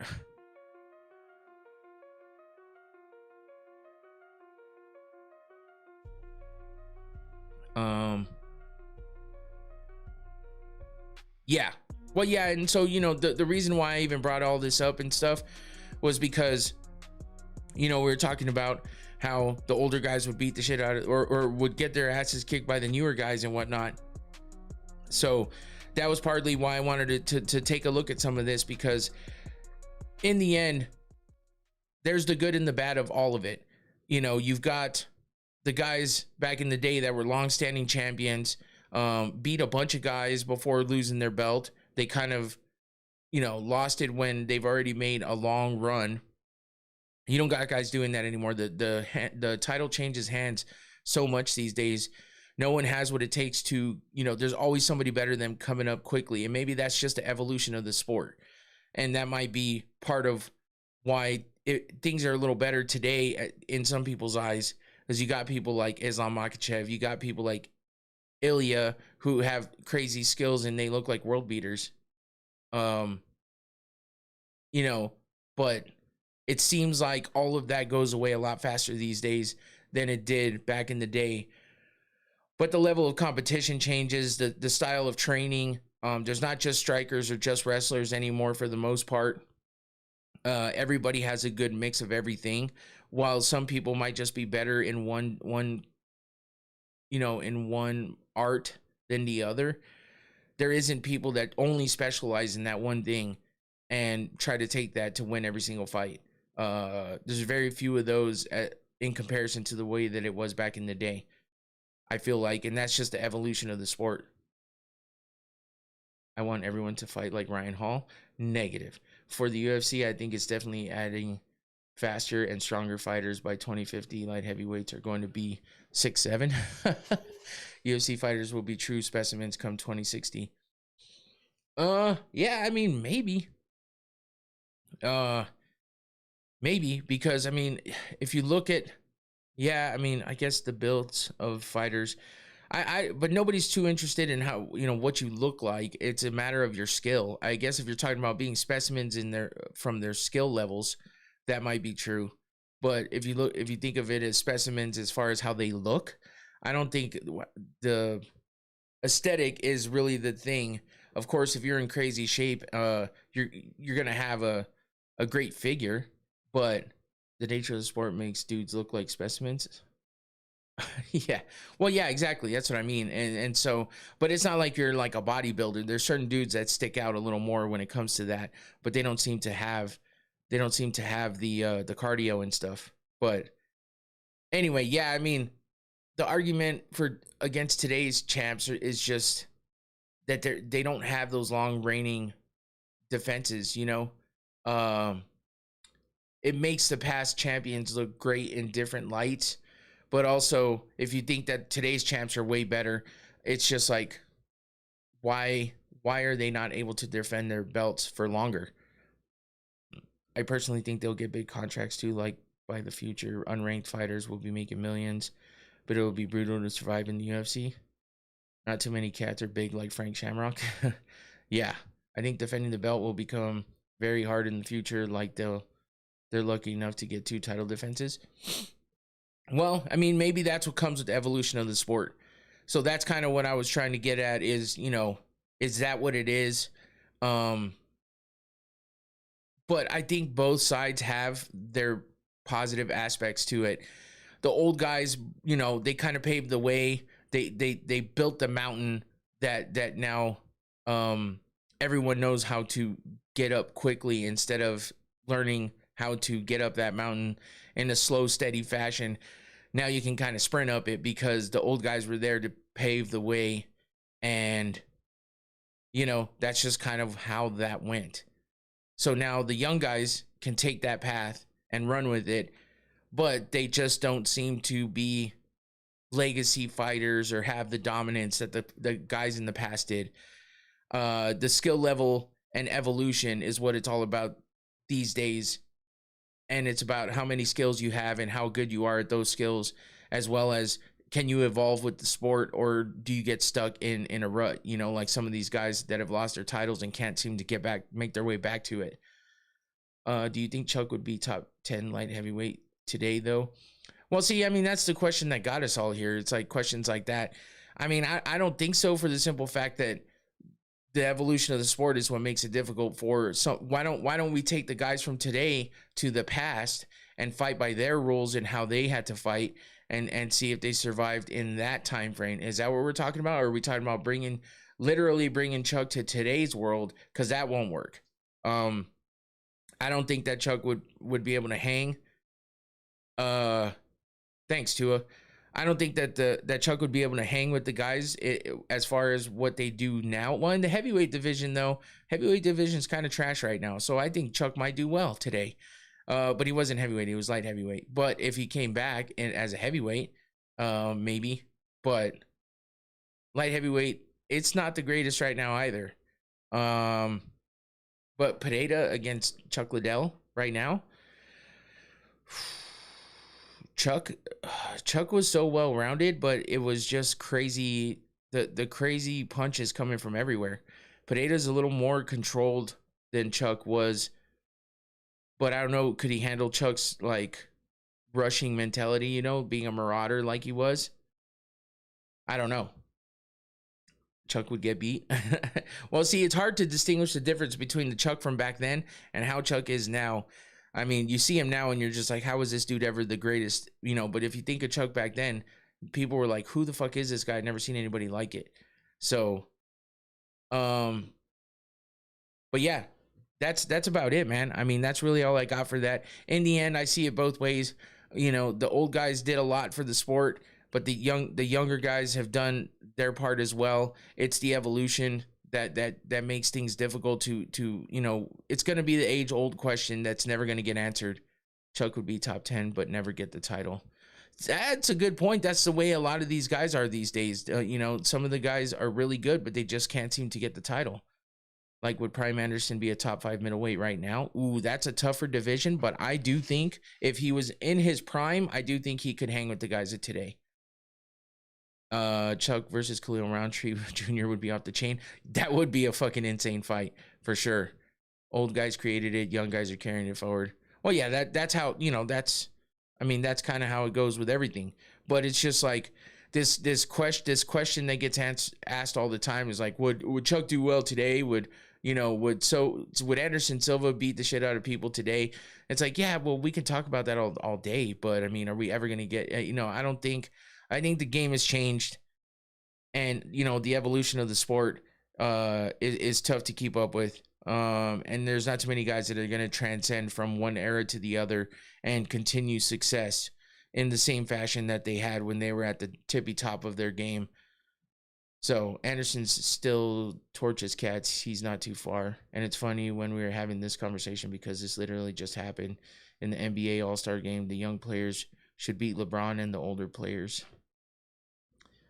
Yeah, I mean, that's what those kind of games, you know, that's kind of what you see from those guys. We don't have that privilege in fighting because of, you know, the organizations and stuff like that. But when we see the older guy like Aldo coming up against these younger guys like Bautista, when it seems like he beat him, but yet, you know, people think that Aldo won that fight.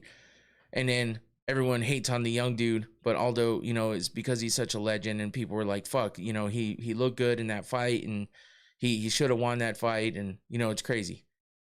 They did beat them. Oh, okay. Yeah, so it's crazy, man. It's just one of those things that it's always going to be a question that wants to be asked and debated, and it's fun to talk about. So I figured we'd go ahead and talk about that while we had nothing else going on at the moment. So I'm happy that Cain Velasquez is now free. Now we don't have to hope for it with this shirt anymore. Now the top word means more than anything, which is free. Cain is free now, and that's awesome. Obviously, he's still, I believe, you know, not completely done with all of it just yet, but he's out of prison, and that's great. So awesome history lesson of breaking down past champs. Another great show. Always. Thank you, 78 Northwest. I appreciate you as well. Thank you, Infinity. Antoine, do you think Henry is an all-time great? Henry Cejudo? I don't know, man. We'd have to go over what you consider an all-time great. Where did you get that shirt? I bought it online on Instagram when he first got put in jail. So, and it came with a sticker too. I have it on my laptop. It was cool. I was happy to buy it and rock it a lot when things were going down. So, what up, Magics? So yeah, but now it's not just a hope. Now he's actually free, and we're happy about that. So, other than that, man, the old guys paved the way for the new guys to run through, and That was the point of all of this. The evolution of the sport makes it difficult to know if the old guys could still hang with the young guys today, or if the young guys today could go back to the era of the old guys and be able to hang with them. I don't know. But what I do know is that there's good and bad that come from both eras and everything in between. And that's what makes this entire what's up, Tommy? That's what makes this entire discussion interesting, and it'll be one that gets had over and over and over again, and I'm sure we can come at it from a different angle. But you got to put Henry in there, even though he's master cornball. I think you make history that only 1% of the sport can do. You are an all-time great. That's a good point, Antoine. That's a good point. Anyway, that's it for me, guys. I appreciate all of you for being in here. Thank you guys who just jumped in as well. How do you feel about the first quarter of the UFC on paper? It looks promising, but also frustrating because of the White House card seems to be causing a lot of issues, and there's a lot of what ifs or what's going to happen, or how is this going to work and how's that going to work. So it's interesting for sure. Not too mad at it right now. Anybody that beat Demetrius is a serious combatant. Yeah, true. Technically Trek, thank you, shout out, appreciate it. That's it for me, guys. Come back on Thursday for the preview of UFC Houston. Sean Strickland versus Fluffy Hernandez should be a good one. But that's it for me. I'm out of here. Take it easy. Thanks for everything, guys. Appreciate you all. Peace.